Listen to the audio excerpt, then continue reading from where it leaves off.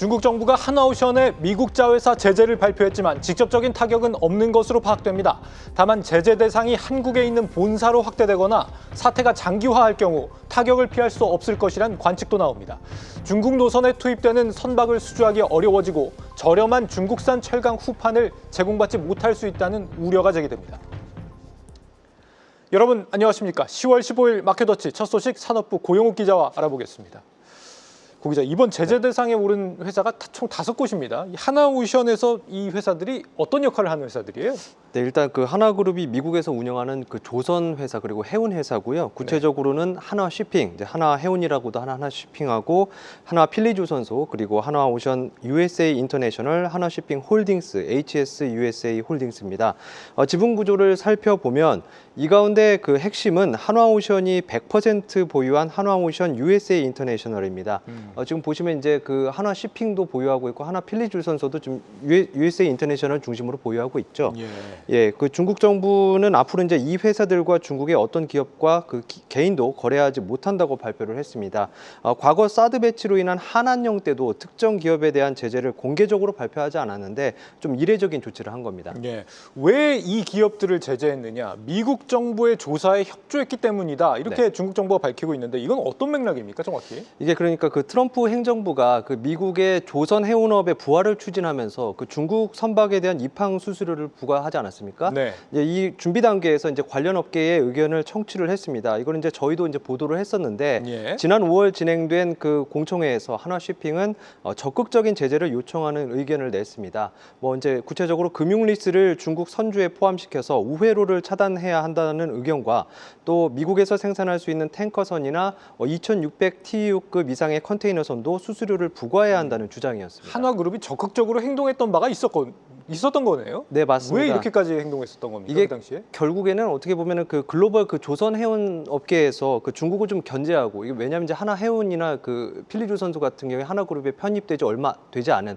혹은 설립되지 얼마 안 한 후발주자거든요. 예. 그래서 이 중국을 견제를 하고 그다음에 이제 미국발 프로젝트를 노린 어떤 그 전략적인 행보였다, 이렇게 평가를 할 수 있습니다.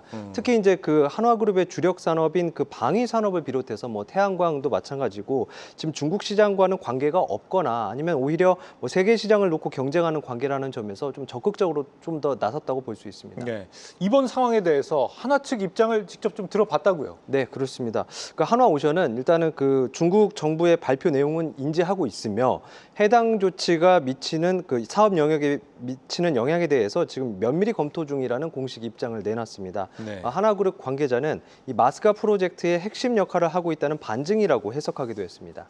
네. 근데 직접적인 타격은 또 없다면서요? 맞습니까, 이건? 맞습니다. 일단은 그 현재로서 그 직접적인 타격은 없는 것으로 파악이 되고 있습니다. 왜냐하면 이게 그 거래 관계가 없기 때문인데요. 대부분의 증권사도 지금 같은 분석을 내놨습니다.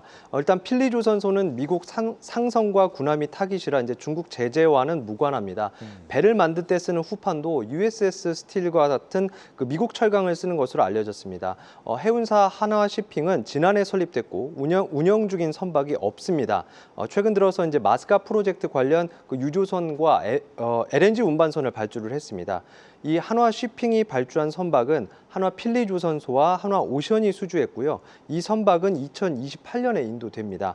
한화오션 관계자는 그 미국 LNG 프로젝트에 대응해 발주한 물량인 만큼 중국과 무관하다고 설명했습니다. 다만 이 해운사 같은 경우에는 장기적으로 그 중국까지 영업 노선을 확장하는 데는 좀 어려움이 따를 것으로 보입니다. 그렇군요. 만약에 이 제재 범위가 앞으로 이 한국에 있는 하나오션 본사로까지 확대되면 문제가 될 수 있다는 거죠? 그렇습니다. 하나오션 USA 인터내셔널이 지금 하나오션의 100% 자회사로 사실상 이제 한 몸이거든요. 예. 거기다가 이제 하나오션이 그 미국 하나쉬핑이 발주한 선박을 수주했다는 점에서 뭐 하나오션 본사로 제재할 가능성도 없지는 않습니다. 하나오션은 중국산 후판 사용 비중이 20%가량이고요. 배관과 같은 일부 저가 기자재의 경우에는 중국산을 쓰기도 하는 것으로 알려졌습니다. 있습니다. 한화오션이 직접 제재 대상에 올라 중국 기업과의 그 모든 거래가 제한이 된다면 조달처를 바꿔야 하는 상황입니다. 그동안 이제 중국산 호판은 국내 철광사들과의 그 호판가 협상에서 지렛대 역할을 해왔던 만큼 일부 원가 인상 압력이 발생할 수 있습니다. 다만 이제 중국 철강사들은 물량 밀어내기를 할 정도로 이 철강이 남아도는 상황이라서 결국 이제 아쉬운 건 중국입니다.